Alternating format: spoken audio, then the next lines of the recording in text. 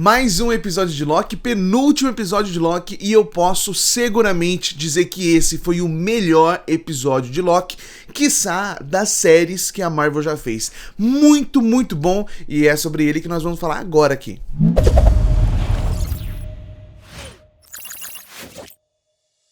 Muito bem, senhoras e senhores, muito bom dia, agora 5h30 da manhã, começando mais um vídeo aqui na Dimensão Zero sobre Loki. Penúltimo episódio da série saiu agora no Disney Plus, já está disponível aí pra você assistir.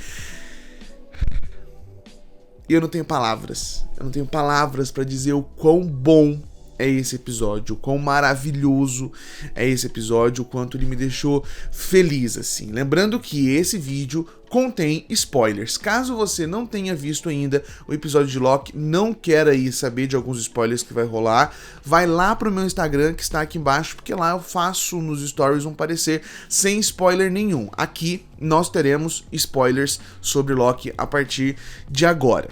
Bom, nós precisamos aqui voltar em 3 pontos.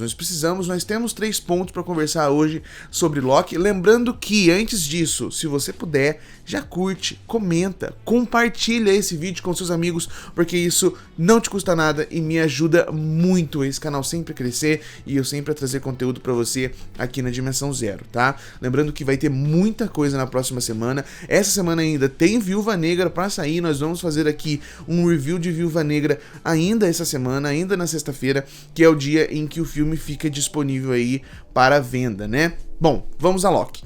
3 pontos. Precisamos falar da TVA, que é um dos pontos centrais. O segundo, obviamente, é o limbo para onde o Loki vai, que nós sabemos agora que é o fim dos tempos. E as perguntas colocadas. São 3 perguntas que eu acho que são as principais desse episódio. Começando falando da TVA, nós temos alguns pontos ali. O episódio começa, na verdade, com o Loki no seu limbo e conhecendo os outros Lokis, como nós vimos na cena pós-crédito do episódio 4, mas eu quero focar na TVA. Então a Ravonna, depois ali que os Senhores do Tempo são mortos, né, são descobertos que são ali ciborgues pela Sylvie, ela parece um pouco confusa nisso tudo, porque até onde nós conseguimos entender nesse episódio, a Ravonna, ela consegue ali meio que enganar a Sylvie em certo momento, com uma história ali dentro da TVA sobre descobrir e ajudar uma outra, mas ela tá só ganhando tempo nisso tudo, é uma traição realmente,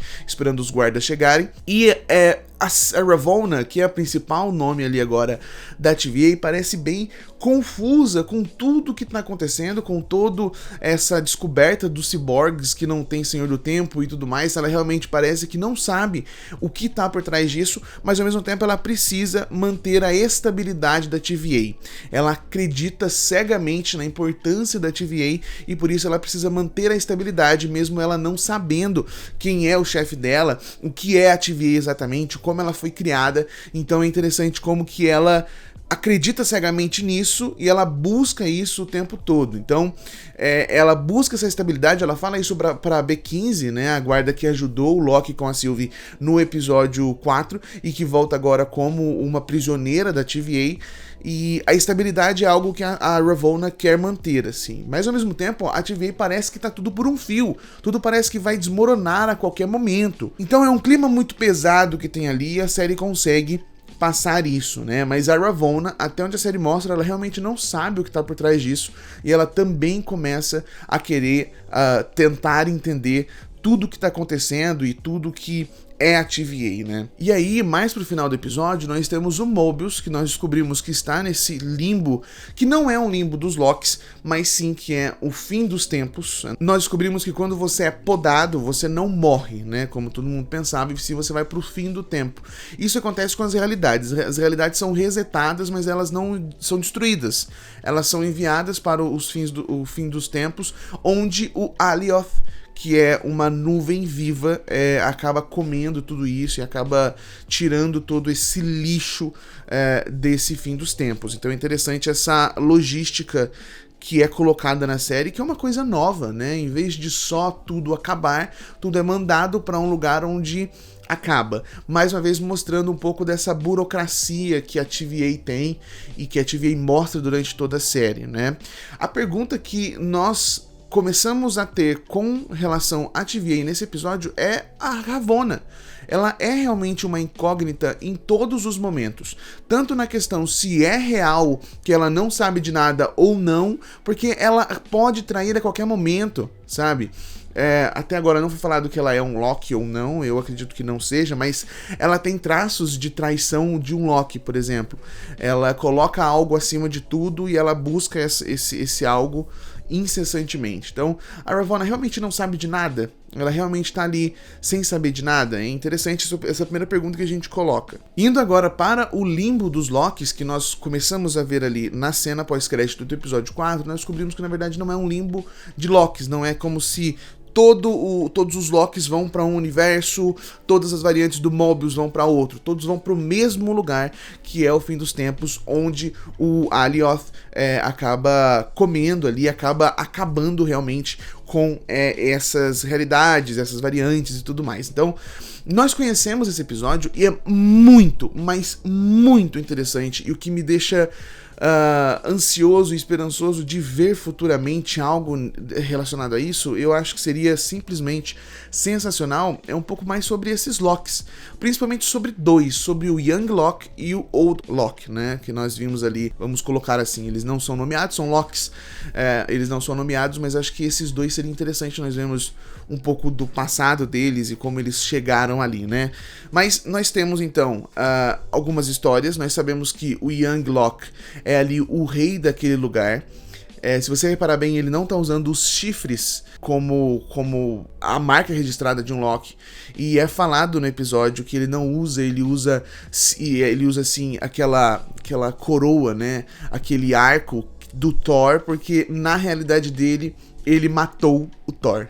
O Young Loki matou o Thor na realidade dele. Então ele usa o arco do Loki como um troféu por essa vitória, por ter matado o Loki. Já aquele Loki mestre de armas que nós vimos, que tava ali com um martelo, parecido com o Mjolnir, não é dito no episódio se é o Mjolnir não, mas é interessante todo esse visual dele. Ele fala no episódio que ele gosta muito de facas, gosta muito de armas, espadas e tudo mais.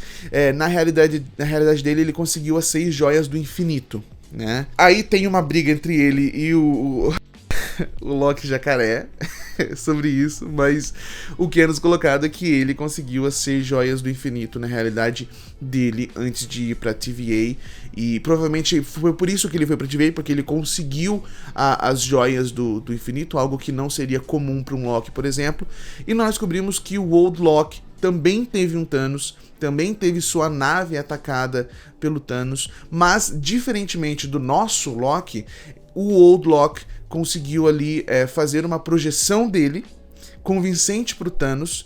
Ele se caracterizou de entulho ali da nave, né, de dejetos da nave, e ficou vagando no espaço até encontrar um planeta e refletindo sobre a vida. E isso é interessante porque foi algo que colocaram no Old Loki que nós teorizamos muito lá no final de Thor Ragnarok e no começo de Guerra Infinita, né? Quando o Loki, o nosso Loki, é morto pelo Thanos ali num ato quase desesperado de vencer o Thanos e de salvar o que sobrou ali da terra dele, né? Então, o nosso Loki, a partir disso, resolve falar pra eles o que ele quer fazer. Ele quer destruir o Alioth, que é ali essa nuvem que acaba com tudo, que acaba com o fim dos tempos, né? E é interessante como que após isso nós vemos uma das melhores cenas que nós já vimos desse universo todo, que é quando o Loki vai ali lutar sozinho depois de ser ridicularizado pelos outros Lokis. Ele abre a porta onde eles estão e ele dá de cara com todos os outros Lokis, assim, inclusive o Loki presidente, algumas variantes que nós vimos lá no primeiro episódio, que é mostrado das variantes do Loki, nós vemos nesse episódio também, de relance, mas vemos, e é interessante porque há uma trairagem, todos agem como Lokis ali. Todos são Lokis e agem como tal. Todo mundo trai todo mundo. O mestre de armas, o Loki mestre de armas, trai tudo aquilo e leva os outros Lokis para onde o Young, o Old e o Alligator estão. E é interessante porque eles se traem, mesmo com a traição do mestre de armas para os outros Lokis, eles ali dentro se traem e começa uma grande batalha entre Lokis, que é interessantíssimo de se ver. Cada Loki tem ali o seu poder meio que definido, mas tem a sua peculiaridade, né? Como o seu poder funciona e tudo mais. Então, todo aquele rebuliço que foi quando nós começamos a ver nos trailers outras variantes do Loki foram colocadas, foram mostradas, mas ao mesmo tempo foram tiradas muito rapidamente, o que faz sentido pra história. Você não consegue manter tantas variantes, tantos personagens assim no quinto episódio. Então eu gostei muito como foi colocado, eu achei a luta divertidíssima, eu achei a sacada fenomenal, é muito, muito bom. Aí nesse momento, Sylvie e Mobius aparecem ali, fugindo do Alioth, né? E a Sylvie tem um pequeno vislumbre quando tá fugindo ali dele sobre alguma coisa. E ela chega à conclusão que ela precisa encantar o Alioth, né? Ela chega à conclusão de que quem está por trás disso tudo tem o Alioth como seu cão de guarda, e ela precisa encantar para chegar até quem está por trás disso tudo. Então eles começam ali uma luta para poder encantar ali o Alioth, e com a ajuda do Old Loki. Isso pra mim foi uma das coisas mais fodas colocadas até agora dentro da Marvel. Lá no meio do episódio você tem esse Old Loki meio que rabugento e meio que sem esperança do propósito glorioso dele, que todo Loki busca. E no final desse episódio é colocado o propósito glorioso dele.